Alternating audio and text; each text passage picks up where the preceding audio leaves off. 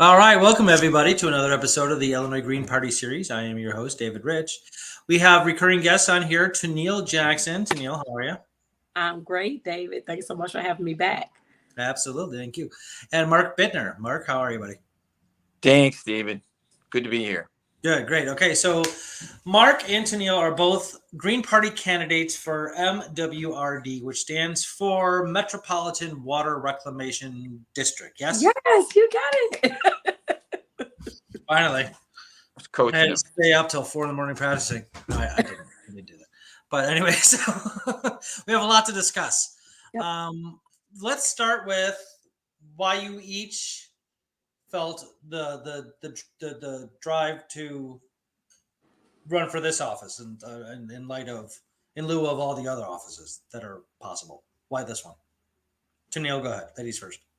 Okay, I was gonna let Mark go. But okay, so mine is probably like the easiest, most unpolitically correct answer.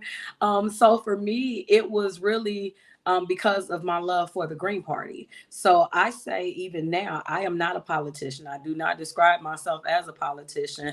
I am more so of a public servant. And so for me, I know how much. So like now, I have a love for what it is I'm doing in terms of running for commissioner. However, when I got started, it wasn't because I understood what the job was initially. It was simply because this was something that was going to be a help to my party. And so they, came to me and they asked me to kind of go in this way and ask if I would mind representing them. And I love the Green Party. So for me, it was hands down, no question that I would definitely represent them in this manner. That's a fabulous answer. That's a legitimate answer. It's my truth. That's It your is truth. definitely, it Exactly. is You don't have definitely to. my truth. Yeah, Yeah. and I mean, obviously, I've definitely learned more about what it means to be a commissioner, and now I see where I can thrive, within my own lane with it. But in terms of your question, what made me run? It was my love for the Green Party. That's great. And I tell you, I feel the same way. You know my story, I think. Yeah. Oh, I was a part of the Libertarian Party, and like from like maybe the second day involved in it, I felt like icky. Um, and then like finally, and then I joined the Green Party, and I had a wonderful time. Yeah, I love this party. I love the people. It's just, I love what we stand for. absolutely. It's wonderful. So, okay, Mr. Bittner, how about you, sir? I actually had contacted the Green Party probably about 5 years ago about running. And I can't remember the guy's name I talked to, but then he disappeared and he started working for an alderman full time. So he got out of the Green Party.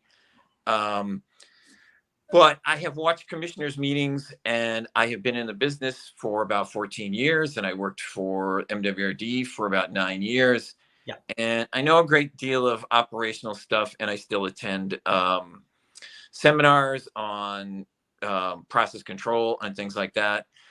So I know a great deal, and there's a great deal of challenges coming up with new limits and new effluent limits and some creative things they need to get on the ball with. Europe and Germany is about 40 years ahead of the ball. And and the Green Party is a good third party. Mhm. I, I live 2 blocks from Des Plaines River. I would love to see a lot more fish in it. I would love to see Reborn. people catching fish. And actually, I talked to a guy the other day, and he said, my dad asked, he says, why can't we have like neighborhood fish boils? Why can't we go down and catch a fish, boil them, and eat them on the side of the river? I said, we hope we can get that. And my mother always was OCD about the basement being flooded, which flooded on a regular basis in Mount Prospect. And there's a lot of money flying around that somebody kind of somewhere needs to ask a question and ask, where is this going and how much do we need to spend, kind of thing. So those are a whole bunch of reasons. So yeah, no, I mean, there's definitely natural resources, especially things like water, are quite essential, as again, 1 million people in Jackson, Mississippi can Yeah. vouch for right now, or however many people up in Flint, Michigan. I don't even know if they solved that problem. It's unbelievable what I'm Yep. just gonna say it's unbelievable what governments have let happen to that sort of infrastructure. Yeah. The water is brown. They can't flush a toilet. Are you out of Right. your mind? That's insanity. Yeah. You know, Yeah. I mean, it's just, oh my God. And it's just bickering over, taxes and policy, and just, you can't have a legitimate working water system. Yeah, and David, if I It's can ridiculous. insert really quickly, like, the residents of Cook County, if they're not aware, I really think, because that was actually something that I was going to be talking about tomorrow, what you just mentioned with those that's in Jackson, Mississippi. A lot of times we complain, and again, there are plenty of issues. Don't get me wrong, there are plenty of issues that we in Illinois, Cook County residents, what we have to deal with. But when you look at what they are dealing with in Jackson, Mississippi. Like, there's a young lady who had turned on her water or her faucet, because I can't even call it water, and Right. it looked like coffee. Like it I think literally coffee was real. brown water coming out. And so how do you drink this? How do you bathe? How do you do any of these things? And so, my heart truly goes out to those residents in Jackson, Mississippi. And so, like I say, we definitely want to make sure that Illinois does not become the next city, state, county to have to endure what Jackson, Mississippi is now going through. It's just the negligence involved, the neglect is just, I mean, it's surmountable to just Yeah, pure evil. Like, it's evil. You don't do that. That's unbelievable. absolutely And, heartless. and government officials, the politicians down there are wholly responsible. Mhm. Anyway, okay. So, do you guys like Metallica? I just want to know. No, okay, cool. I'm just checking. So okay, I did see I just keep Motorhead. seeing I it in did the see screen. Motorhead about 4 years ago. Oh, nice, Motorhead. There you go. They kind of started it all. No Motorhead, no Metallica, baby. All right. So, how are your respective campaigns going? Toneal, why don't you go ahead and start us off with that? Well, you know what? It's going great. I think since the last time that we've come on, primaries have happened. And Mhm. so now we're at a place where we actually know who our opponents are in terms of our respective campaigns. We are still meeting with our team to try to help, figure out what we're going to be doing in terms of promotion and fundraising and things like that. And I just did an interview. I did a couple interviews actually. So last Monday I was on with WZRD, and just having the opportunity to go there and discuss the campaign, our run, and all of that. And then on this past Saturday, I was able to do an endorsement interview with IVI-IPO, which is the Independent Voters of Illinois Independent Precinct Organization. And so we have a couple of independent fundraisers within the Green Party coming up, one on the 24th of this month, and then the 1st of October. So we have a lot of good things that's going on. And then obviously we also have individual members distributing different materials for us. So yeah, we are definitely in full campaign mode right now. That's very cool. That's great. So you're really, okay. You're hitting the ground running there. That's very Absolutely. cool. So do you have all these fabulous different hairstyles that you come out, which I love. I love. Are you at all concerned that like people are going to look at like two different pictures of you and think you're two different people? Yeah. That woman. Let me say this. Like, I would tell you this one thing that people will know. They may say, well, hey, her hair is inconsistent, but her work ethic is totally consistent. So it's like whenever you see me, I'm hustling. You know what I'm saying? And you can't mistake too many people. First of all, it's not that many Toneal Jacksons in the world. Second of all, I have the same resume regardless of what my hair looks like, regardless of what I'm wearing. Today, I'm representing, and you can't see my shirt, but I am representing my organization. I'm glad to be a woman. And so like there are always going to be different looks depending on what I'm going for. So this hair was like my artist hair. I just actually released a single. It's called Remembering, and I performed it at my gala a couple couple of weeks ago. And Oh, so wow. I had a whole little glam look going. And so Nice. that's the remnant of that. But I wear unapologetically, David, I wear a lot of hats, and I don't just wear them, but I'm active in them. So I think that, you know, people who know me, they know, you know what I'm saying? There's this hashtag, if you know, you know. People who know me know that I might look totally different any day of the week, but the work ethic will always be the same. 100% true. You know, I'm just goofing. Oh, absolutely. I think it's great, and I can always tell it's you. So I'm not worried about it. And I love this one. This is, you know, I'm bald. I need to like go out and have more fun with my. I can like do anything I want with wigs. All right, Mr. Buettner, sir, how's your campaign going? You know, here and there, and like I said, I'm looking up on the Cook County. When I looked for the ballot this morning, there is a Cook County candidate statement that is included somewhere on the ballot or in the instructions in front of the ballot. I can't remember where it is. I met with Emerson and gave him a bunch of our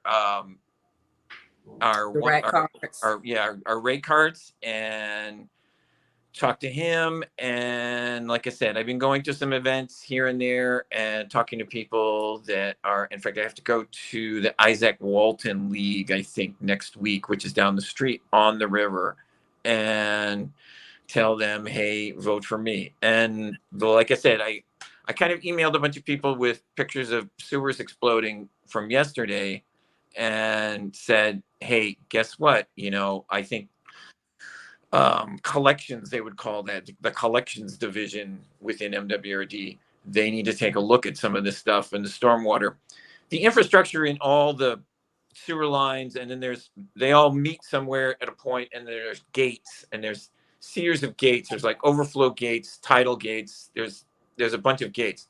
The gates are very old. They used to be activated by a radio signal sent from downtown, but radio signals have degraded over the years because of the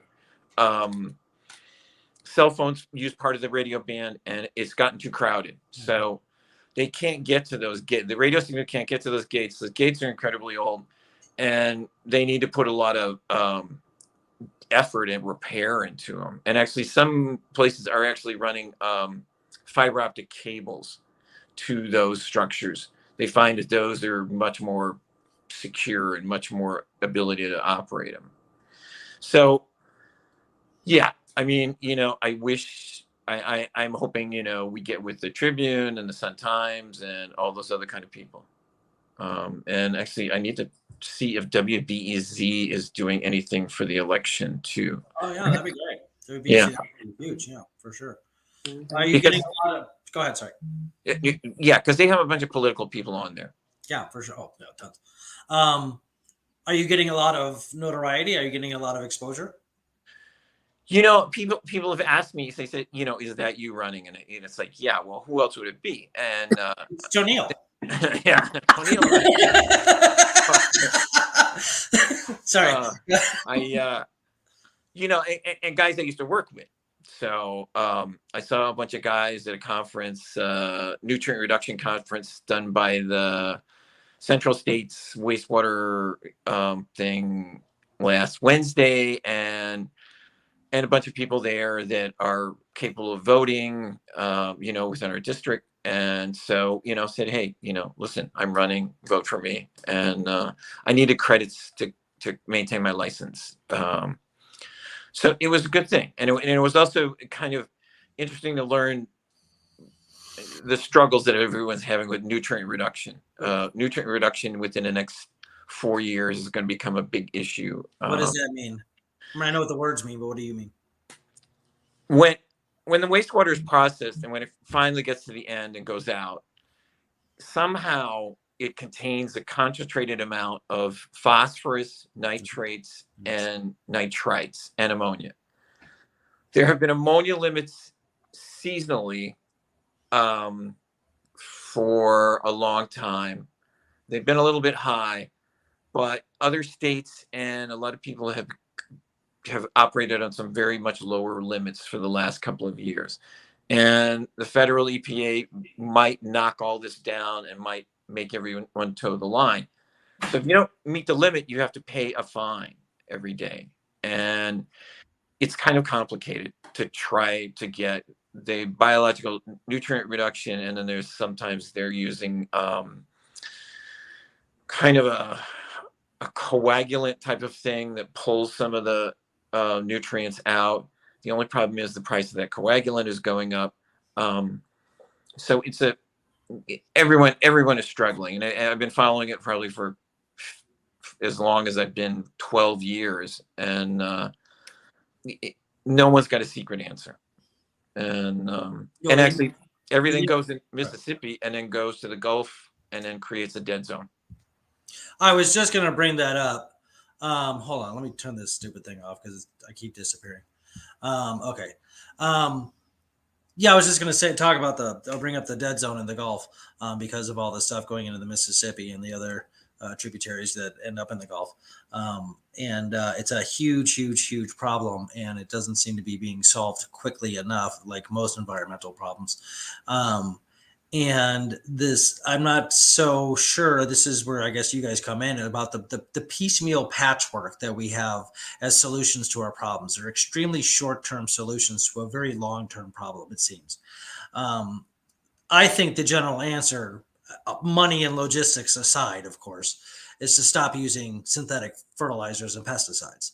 That's one of them. Stop. You can't everybody has to use organic stuff, period. Because that's where a lot of the stuff is coming from, they just like shove so much nitrogen and nitrates into these fertilizers so that your plants just go, right? Okay, well, you don't get to do that anymore. I'm sorry, because you're destroying ecosystems. Would you like either of you like to respond to something like that?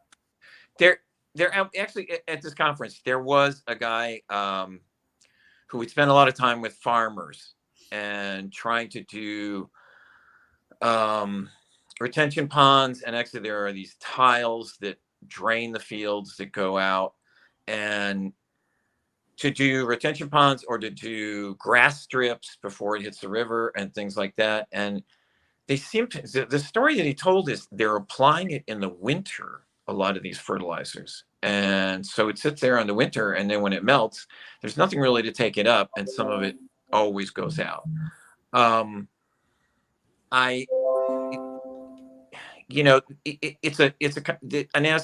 an article of how some major town somewhere had banned phosphorus fertilizer in lawn fertilizers, and because the lawn fertilizers are granular, they sit very next to the gutter, they go into the storm sewer, and then they go straight to the river. And so that was kind of an idea of controlling some of the phosphorus release. But like I said, the more I hear about it, the more confused I am. You're right, Mark, that it's a complicated issue. There's no doubt, because there's so many different angles of it, like, socio-political, economic, in the three general senses, but I mean, just, agriculture, our practices, and what it does to the water supply, people's access to water and nutrients and that kind of thing. I mean, there's still fluoride in a lot of water supplies and stuff like that, which are having they're unforeseen consequences of things. Again, it's short-term reasoning throughout the 20th century of like, okay, we can expand now, and all these chemical fertilizers and stuff that happened, that were actually used at first in bombs in World War II, and they decided to put it in our soil. So that was stupid. But we're not just now. Actually, Monsanto's known a lot about glyphosate for the whole time. That was a huge cover-up. But these things are very dangerous, and they're destroying things rapidly. The IPCC is coming out with reports all the time, updates to their major reports saying, "Oh, we were wrong. It's worse than we thought. It's never better." And it's terrifying to watch. Every day I do research on this stuff because of this show and other things. And I'm glad I'm on my anti-anxiety pills, because I would just be a basket case. Yeah, I mean, cattle. Lake Erie has a real problem where there's quite a few dairies that kind of dump into some tributaries, and there's ways to contain that, and there's ways to siphon it off and use it. It's a little more complicated, and the question I asked when I was at this conference and this guy talked, I said, are we giving farmers a financial incentive? You know, do this and we'll pay for 50% of it. Right. And actually, the question came up of why don't the wastewater companies do that, you know, and say, hey, we'll help you out because it's all of our chemicals together that's going into the river and going down to the Gulf. So that's an idea that I would like to find out how people are doing it.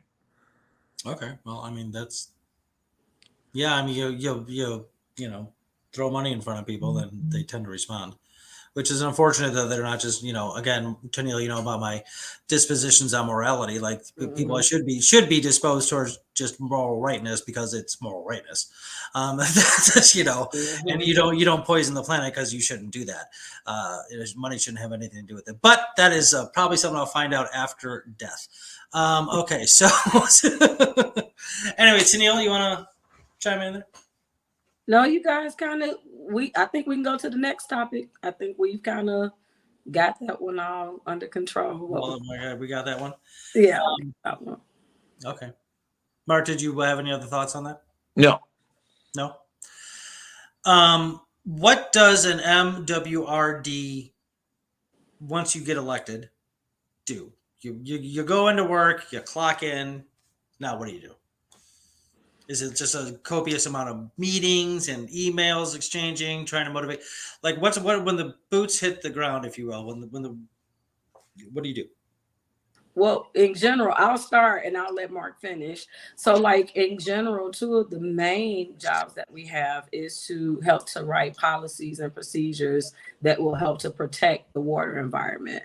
And so that's a huge part of it, and being able to know what's going on. And then there are also things you typically hear Mark might reference to the amounts of money that comes into play because they're overseeing that budget as well. So they have a lot to do with that. And I'm sure Mark is probably going to go into that a little bit more. But here lately, especially now that we are, I don't really want to say post-pandemic, we're almost post-pandemic. So they've been doing a lot more educational events and outdoor events where they're going to different neighborhoods and different communities because the point is to really kind of educate the community about how they can get involved. And that was something for me that I definitively, as commissioner, I definitely want to be more hands-on with getting the community more involved with various solutions that they can take, you know, where it's not, because some things are like these conversations that you guys have with the phosphates and the nitrates and all of that. But some things are just basic things that whether you have a degree in chemistry or science or not, like you can just help to clean the community and help to get things better. And many people just don't know. So for me, I'm really dealing with those everyday people. My campaign is really about the whole concept of being educated and empowered. And so like what I'm seeing the different commissioners do now, like you've seen President Steele, I think Shakina Perry, there have been different ones who've gone out to different events lately. They're in the community. They did something. I'm trying to remember what the event was that they just recently did. It's been like 2 or 3 different events. Like MWRD has a page on Facebook, and they've been like getting out into the community, various community events that they've been setting up. And so for me, that's definitely where I want to be within that regard. I want to be able to be out amongst with the community, educating them about what's going on, what are some things that you can do to help change the environment, help save what's going on, you know. And then as Mark was talking about, we just had this whole ridiculous almost flood yesterday, you know, and a lot of different parts of the city did flood. And so what can we do about that? Not just from our perspective from within the walls, but from community members, hearing from them, you know, because a lot of times we're so quick to be in that problem mode where we're just talking about what the problem is, but being able to move us from problem to solution. How do we do that? And hearing about that from the community residents, right? Because even if we can't immediately implement something, I think them being able to know that somebody that is quote unquote higher up in the office position, in a position that can make the change, that they are willing to actually talk to them and hear from them, it makes them feel as though they have more of a voice. And so that's really, again, I kind of went a little bit elaborate, but that's a lot of what a commissioner's job is as well. So it's not just about, the things that go on inside the plant and stuff, but it really should be about being involved with the community and, being able to know the residents and have the residents involved. But like I say, yes, we do write policies and procedures to help protect the water environment, and then dealing with the MWRD, the plant, and all of that. So that's from my purview. And now we'll go ahead and let Mark loose, because I know this is like one of his favorite questions. Yeah, I would try very hard to visit all the plants twice a month, all 6 of them. And I would ask the on-the-line workers, the operators and the operating engineers who have been there 24 hours a day, 365 days a year. It's like, okay, what has to be repaired this year? What has to be repaired in the next 2 years? What keeps breaking down? What do we need to do? And I would also try to visit all the engineering projects, the Kerry Steel and they were out at 2 different overflow projects, stormwater overflow projects. So that was the one last week they were at. They are just starting to build south of town. And I would go to those and I would ask people, who is this going to, what neighborhood is this going to benefit? How is this going to work, and when is it going to come online, and how is it going to get maintained? And I would also, seriously look at some of the contracts and the procurement stuff and try to do some of the reviews. My question always was when they have to take the lowest bidder, there's usually only 3 or 4 bidders, and some of them are really good and some of them are a little negligent, and they won't answer the phone and they won't give you support for stuff like that. I would also, with Toneal is talking about, I would also like to have people have access to the MWRD website. The search on the MWRD website doesn't work at all. You can't search anything. If you search it goes back to commissioner meetings where they mentioned something, but you couldn't search a contract. You couldn't search something like that.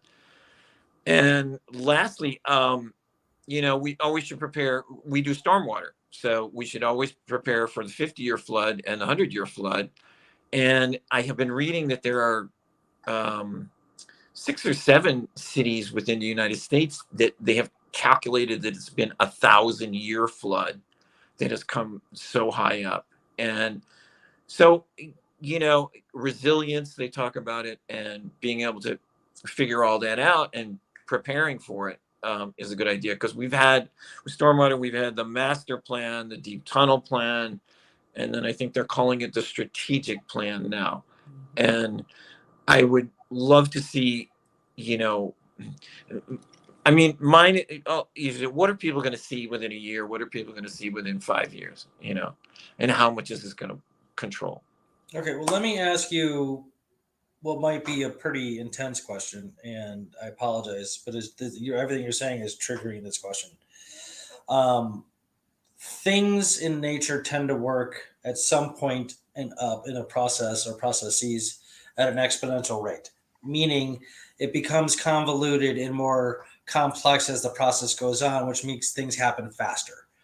For example, the temperature rises. Say, for example, Lake Michigan water is going to evaporate at a more rapid rate, which is going to go up into the clouds. The clouds are going to move over, and they're going to dump all that water, plus the water it had when, like what we're used to now. So it's going to dump a lot more water. The same thing is happening with the Gulf and that kind of thing. these floods in Texas and Louisiana are in part at least caused by things heating up, water evaporating, going into the sky. The sky collects it somehow, goes over to the next town, and dumps it down as rain. And it's a massive amount more than what we're used to. What was the case for centuries. In any sort of logistical planning for water reclamation, are those things factored in? Do you listen to the bigger reports by like the IPCC and say, well, okay, well, in 10 years we're going to have 2 more inches of rain on average. We need to factor that in. I mean, yes, they should. And certainly they should. Well, what I'm saying is be ready for the 100-year and be ready possibly for the 1,000-year. And actually, I was at a conference with a bunch of grad students who were talking about doing a great deal of flood and water retention downtown. And there were some very interesting projects. And downtown is all that goes to Stickney. So, and Stickney has the giant reservoir that they finally finished about 6 years ago, but it's getting filled quite often. So I don't, green infrastructure is a great idea.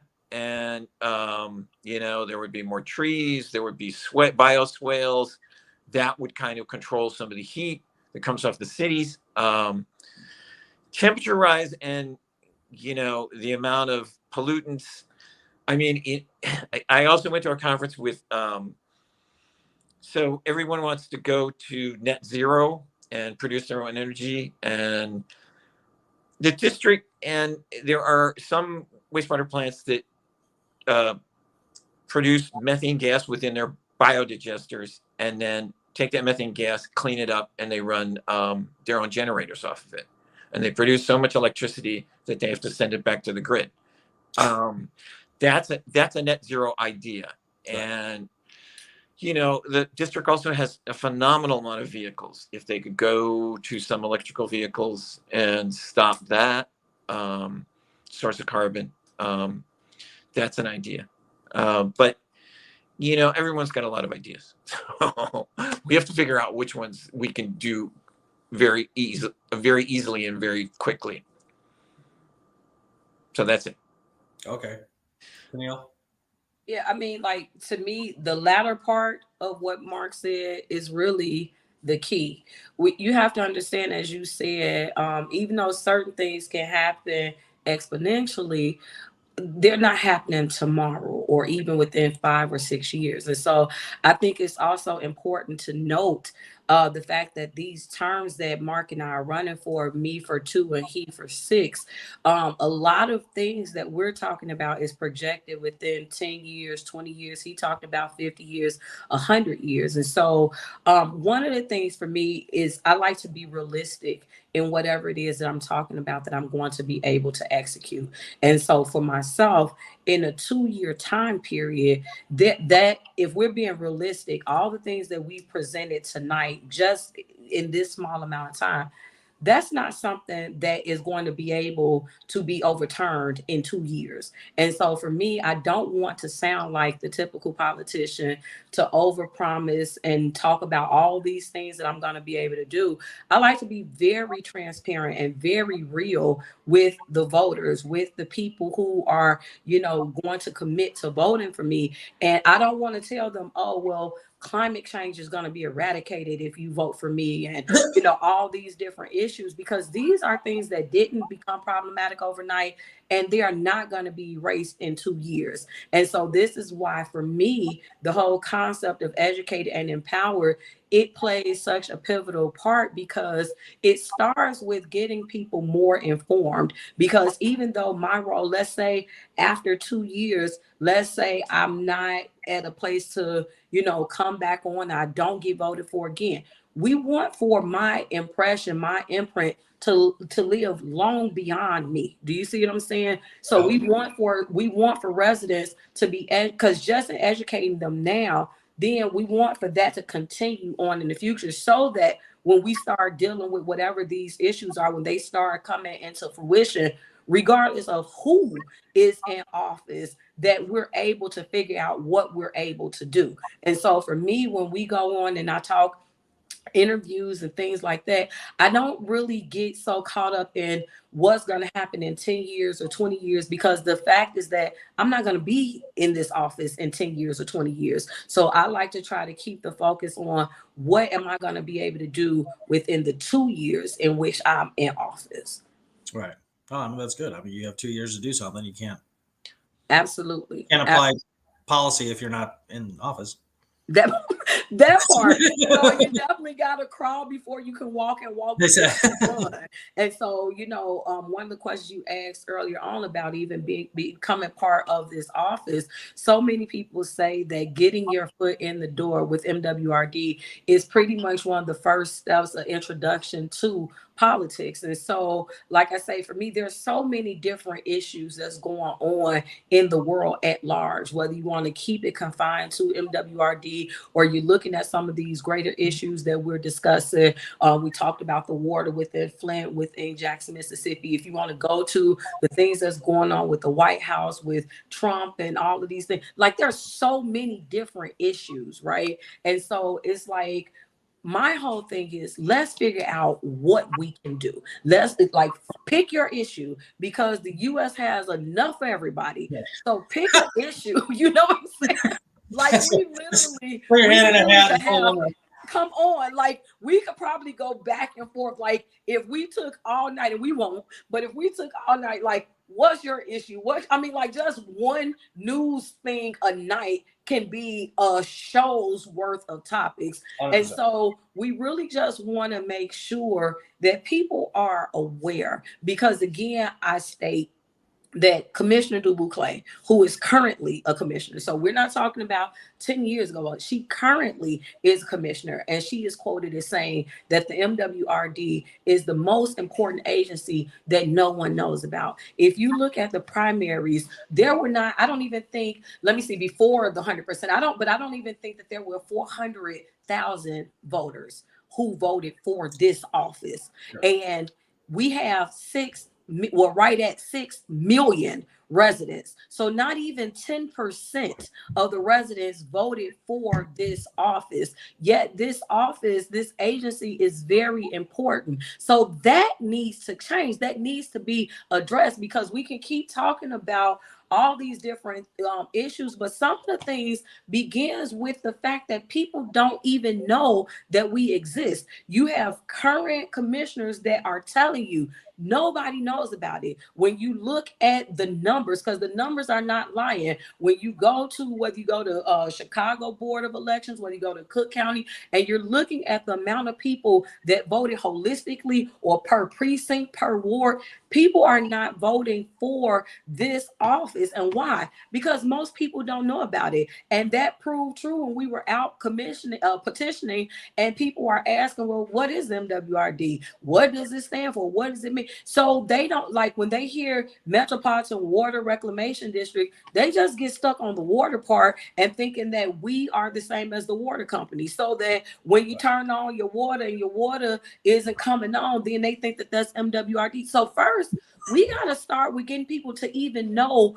what should you be expecting from the MWRD? Is the board actually meeting what it's supposed to do? And the average person probably couldn't tell you, because they don't even know what it is. So I think for me, we just have to start with baby steps, because sometimes we miss people when we're having conversations at, a collegiate level, and most people are not even at a kindergarten understanding of some of these issues. And so for me, my platform is very layman terms. My platform is very much for those who are just trying to understand what is going on, because you have a lot of people that feel overwhelmed right now. You look at all the people whose homes probably flooded yesterday, and they're like, what do I do? They don't even know who's the first person to call. So, right. And I'm going to let Mark finish touching on that. But these are the things that we have to, this is what we want to, well, for me, this is what I want to be able to bring. I want to be able to bring some sense of hope to get them to understand, regardless of what your degree is in, if you have a degree at all. If you live in this county, there are certain things that you should realistically be able to expect. And if it's not happening, then this is what your course of action is. If there's something else that you feel that can be done, let's hear it. So we gotta be able to bridge that gap and have it where the higher ups, those that are in governmental positions, are talking to the everyday people. Like, there has to be a gap that's a gap that we're able to bridge. So for me, that is something that I believe in 2 years I can realistically accomplish. But I'm gonna let Mark talk about that flood situation. Because this is like one of his biggest pet peeves, is the whole situation with floods. Okay. Yeah, Mark, go ahead. Well, when I explain it to people, I said, do you want to use the river for fishing, boating, swimming? That's MWRD's problem. Every drop of rain that comes down and goes off your roof, goes into the street, and goes into the stormwater system, that's MWRD's responsibility. Every manufacturer that uses water, I have seen that breweries and distilleries use up to 11 gallons of water to produce 1 gallon of beer. Oh, so that every other gallon goes down the sewer, goes down to the collection system, and the MWRD has to treat it. When you eat in a restaurant, they have to wash their dishes. There's grease in those dishes. Oh. That goes to a grease trap. The MWRD is supposed to inspect that grease trap to make sure they're maintaining it and getting it pumped out on a regular basis.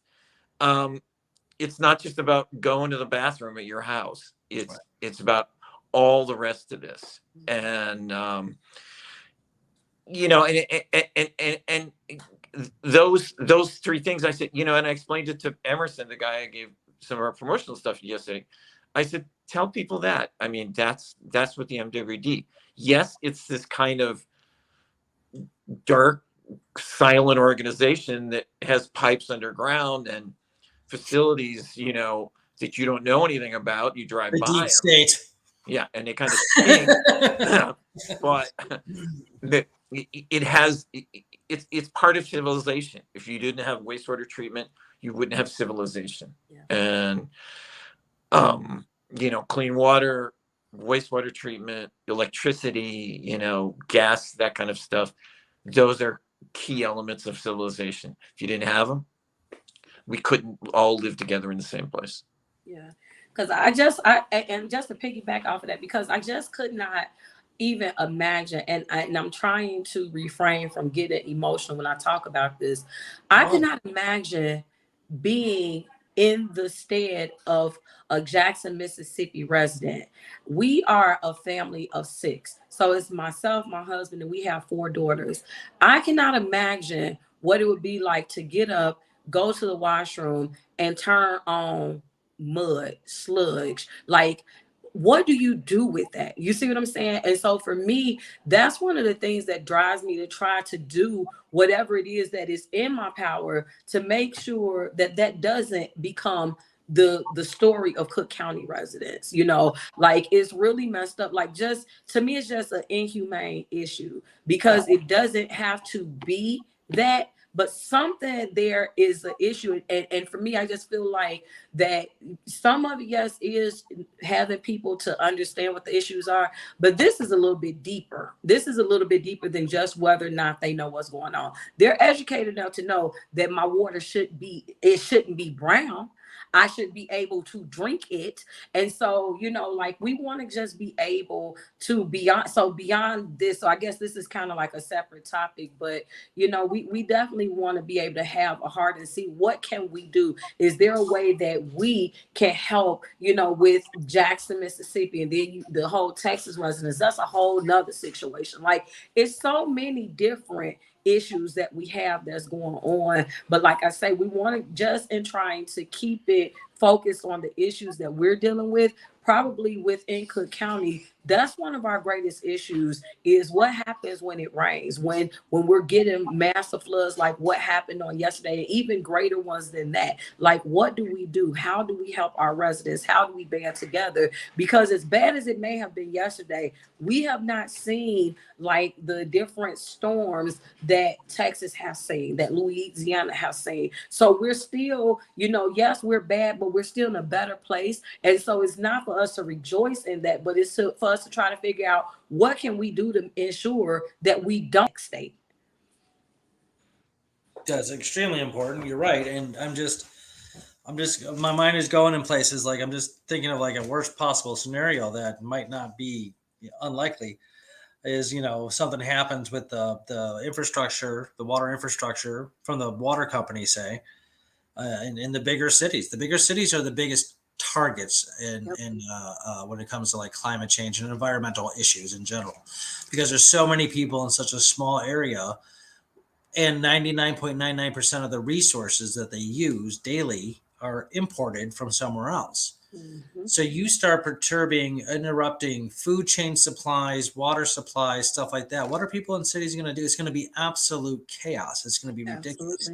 Absolutely. Absolutely. And if this stuff doesn't get fixed, tended to, that's exactly what's going to happen. What was that? Mhm. I don't know. Is that the noise of people freaking out or something? No. Has it started? Anyway. Anyway, so yeah, it's just, there's all sorts of like, scientists that are doing like, sociological modeling of like what would happen. Okay, so what happens when like, the grain supply shuts off, in this area? There's all But you know sorts. what, Right. David, here's the thing.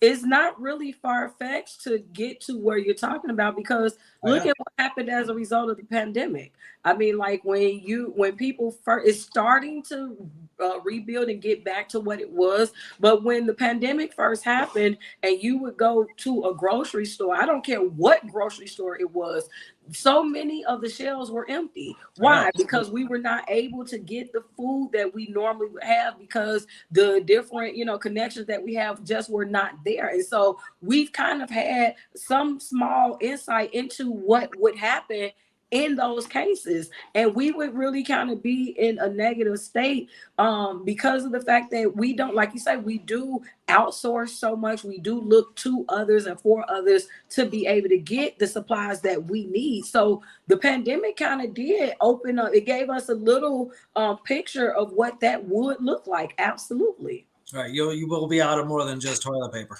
Right. So yeah, no, it's you're right. They're frightening scenarios. Like, do you hear about like 1/3 of Pakistan is underwater right now?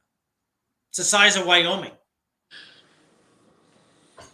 What do you think? They're wading through the water. They're done. Their lives they're not dying. They're not dead. Some are, but everything about their lives is just utterly destroyed because of rain. And they're blaming Europe for all their environmental atrocities and stuff like that. And I don't know. It's crazy. But anyway, so hopefully you two can fix this. Yeah. All of it. And actually, No pressure. I love the term resilience. It's a good term. They're using for a lot of cities. And so what if something happened, how would we replace it? What if this happened? Could we shut one end off and operate it at the other end?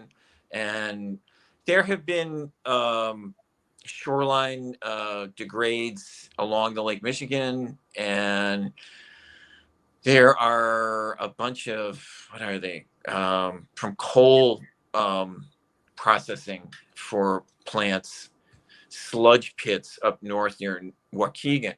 And people are kind of excited, if the water gets a little, gets another foot high and comes up, it's going to just suck these sludge pits into the lake, which then goes to our drinking water. And so that's kind of a crisis situation. And yeah, I prepare for the worst kind of thing. Put chickens in your backyard. Exactly. Yeah. I was thinking about too, like a doomsday scenario. Like, what would I do? I don't live in a big city, so I could just grab my shotgun and I can eat all I want. Find water somewhere. I'd have to go far away, but that kind of thing. I'm not that that's desirable by any stretch, but I mean, I would like to avoid that if I could. I do like air conditioning, so you know, but I mean, the cities are and then the cities like out of the top five like causes for climate change, urbanization is like in the top five. Because the way like it reflects the heat back up and storms and stuff like that. There's all sorts. There's a bajillion things, but it's tough. It's going to be a tough time, and I don't know. I haven't read anything about the new bill passed concerning the greatest amount of the greatest fight against climate change in this bill. I don't trust politicians as far as I can throw them. I'd like to throw them, but yeah. So we got about 6-7 minutes left here. Any parts of your campaigns you'd like to highlight or discuss some more, or activities that you would do, or anything like that, or? I've probably gone through a bunch of it, but your commentary about climate change and urbanization, in some towns they are buying people bicycles and they're giving free transit passes so that they're not on the road, so that they're not. And actually, what was it? Tire dust. I was reading an article about tire dust that comes off the road and goes into polluting water supplies. And they can be planting a couple more trees everywhere and putting a bunch of bioswales and putting a bunch of retention ponds. And there's a lot of things they can do. There's a lot of things. It's sometimes it's small. But bicycle lanes, we can put more protected bicycle lanes so that people will be encouraged to ride bicycles. I think there's a lot of ideas, and there's a lot of ideas coming out of Europe. And actually, there was an article last week or something like that when their energy supply got restricted in one of the countries, they asked everybody just to slow down and shut things down, and it worked. They didn't black out. They didn't go into whatever they call that when the power gets too low and everything blacks out. So rolling blackout? Rolling blackout and brownouts, and that didn't happen. So I think there's a lot. And actually, on my phone, I get text messages from ComEd that says whenever the rate is too high and we're having a big surge. And so I will go sometimes and, lower my, turn the air conditioning off for an hour, or not turn the dryer on, or something like that, and do it some other time. So I think there's solutions, and I think it's possible. I hope you're right. I really do. Because I mean, I was just talking to some friends of mine about how wonderful my a cell phone is. Like, I remember as a kid dreaming about something like this. I can talk to just about anybody. I can read anything. I can listen to any music. I can watch anything I want. I can get all the news I need. Like, I'm almost literally connected to the entire world in this little thing that's in the palm of my hand. I would love to keep that around. Okay, I don't want to see. I was telling you guys, I don't want to see the world like go so far down the railing that technology just becomes this useless passe. Because I would like to see us get to the point of Star Trek. Personally, that'd be cool. So we got Chucky. Okay, but anyway, I can do without the Captain Kirk guy. So. We're not even going there. So what I would say is this. So for me, anybody who is watching, you guys can feel free to join me starting tomorrow, every Tuesday, because we are literally 9 weeks away from Election Day, right? So 9 weeks from tomorrow, 9 weeks away from Election Day. And that's almost like I'm going to have like a countdown. So every week is going to be 8 weeks away from Election Day. So that's like the thing. So I'm going to be doing a new like a special edition of Toneal Talks Politics, and we're going to be doing a 9-week countdown. So every Tuesday we're doing a join me at 3, and so I will be doing some type of fun fact about MWRD, obviously letting people know why they should not just vote for me but vote green, because again, I keep saying that this is so much bigger than me, and getting people to understand the importance of that. So that's what I'll be doing every Tuesday. I'll be obviously on social media, so Facebook, Instagram, and wherever else I can share it. I might throw a TikTok video, but it's really going to be like this kind of social media campaign. This is what I'm going to be doing for the next 9 Tuesdays. And then also, like I say, we do have a fundraiser that's coming up on September 24th that the Green Party is throwing us. And so, anybody who wants to give to the MWRD Greens, our campaign, you can actually go to our website, which is MWRD Greens, GREENS.org, because I think it's very important to note the fact that the Greens, we are not like the Reds and the Blues. We're not like Republicans and Democrats in that we don't accept corporate donations. And so we don't have people who are writing, $billion checks, and where some people might say, oh my God, what's wrong? Why don't you do that? Well, because we also don't want to become anyone's puppets. We don't want for people to be able to control what it is that we feel that is important to be able to represent. And so because we don't take corporate donations, we do depend on individuals to give donations, and no amount is too small. So when you go to that website, you can give as little as $5 up to $250 or $500 if that's what you so desire to do. And so we are going to be, again, throughout our campaign, and we're going to continue to fundraise. We're going to be continuing to, if there is anyone who has a show, a talk show, a radio show, TV, magazine, or whatever, and if you want to give exposure to the Green Party candidates, please make sure you let us know, because again, it's not just about creating exposure for us as candidates, but also so people know more about the Green Party, what our initiative is, what our agenda is. And so for me, that's really what I'm going to be doing in these last 9 weeks. I have what I call campaign captains, which are people who live all over the city and suburbs of Chicago, who are going to help to pass out material. Mark was telling you about Emerson, who is a 14-year-old who is very much into politics. And so I think that we would be remiss if we didn't get the next generation involved, right? And so, like, that's what it kind of means to be green, that we are wanting everybody to be involved. We are definitely an inclusive bunch. So there is going to be racial diversity, there's going to be gender equity, so there is something for everybody. And so that's really, for me, like I say, what we're going to be doing: live events, a lot of interviewing, endorsement interviews. I think I have something with WTTW coming up within the next couple of weeks. So that's really what we're doing, is trying to get the word out, because November 8th will be here before you know it. And so, yeah, that's my campaign. I am all educated and empowered is the name of my campaign.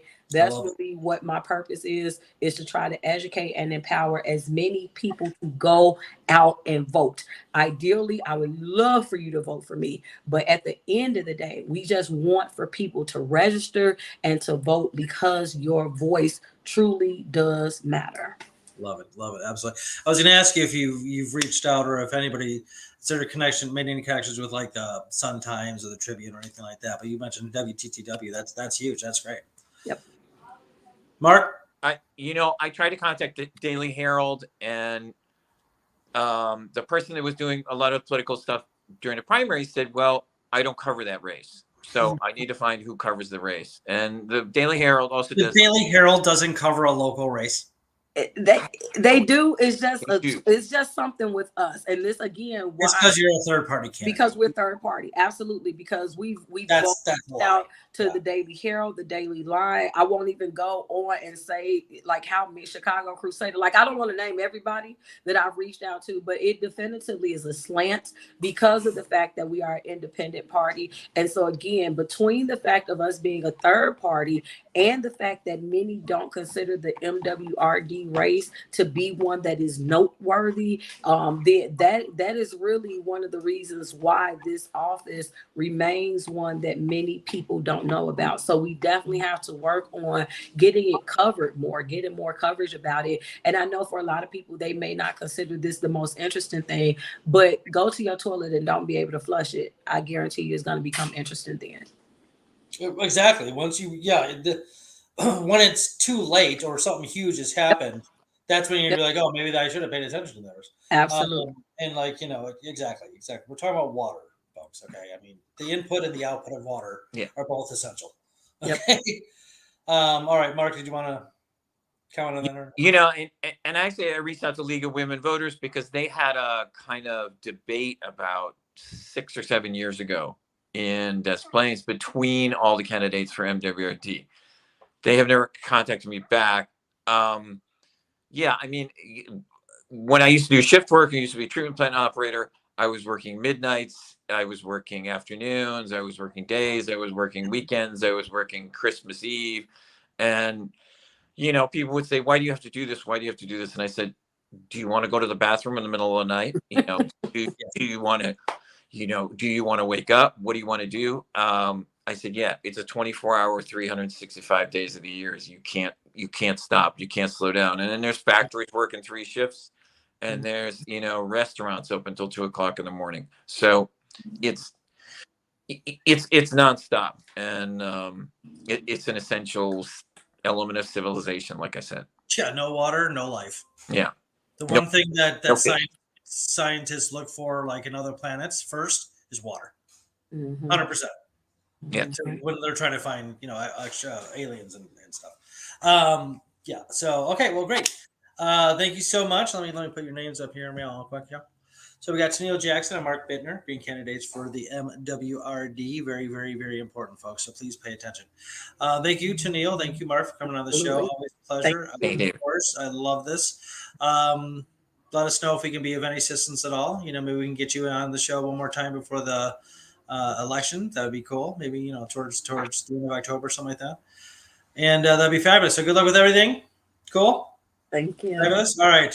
Stay tuned next time for Toneal's other hairstyle. Thank you, everybody, for tuning in You just never know. You to never the know. Illinois Might Green change it up Party. tomorrow. I love this. I love this one. I love this. But I got a thing for blondes. Don't go. Don't do that pain. Thank you for tuning in to the Illinois Green Party series. I'm your host, David Rich. Till next time, be good, be green.